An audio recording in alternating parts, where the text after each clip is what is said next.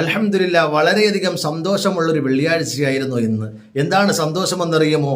മാലോകരെ മുഴുവനും മദീനയിലേക്ക് അടുപ്പിച്ച ഡോക്ടർ മുഹമ്മദ് ഫാറൂഖ് നഈമി തഅലീഫ് ചെയ്ത ഗ്രന്ഥരചന നടത്തിയ അൽ ബിശാറത്തുൽ കുബ്ര ബി ശഫാഅത്തുൽ ഉളുമ എന്ന വളരെ ബൃഹത്തായ ഒരു ഗ്രന്ഥം കൈപ്പറ്റാൻ സാധിച്ചു.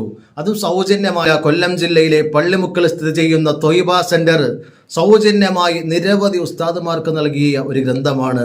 ഷഫാഅത്തിന്റെ നബി സല്ലല്ലാഹു അലൈഹി വസല്ലം തങ്ങൾ ആർക്കൊക്കെ റെക്കമെൻഡ് ചെയ്തു, ഇനി ചെയ്യും, ഏതെല്ലാം ഘടകങ്ങൾ ഷഫാഅത്തിനുണ്ട് എന്നൊക്കെ എല്ലാം അടയാളപ്പെടുത്തുന്ന വളരെ ബൃഹത്തായ ഒരു ഗ്രന്ഥം.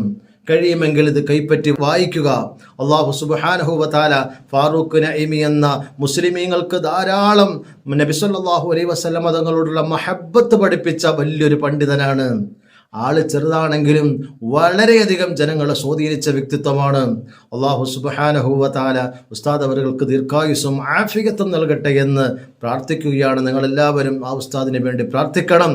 ഇനിയും ധാരാളം കാര്യങ്ങൾ സമൂഹത്തിന് വേണ്ടി ചെയ്യാനും ഇനിയും മാലോകരെ മദീനയിലേക്ക് അടുപ്പിക്കാൻ അല്ലാഹു സുബ്ഹാനഹു വ തആല ആ ഉസ്താദിന് തൗഫീഖ് നൽകട്ടെ.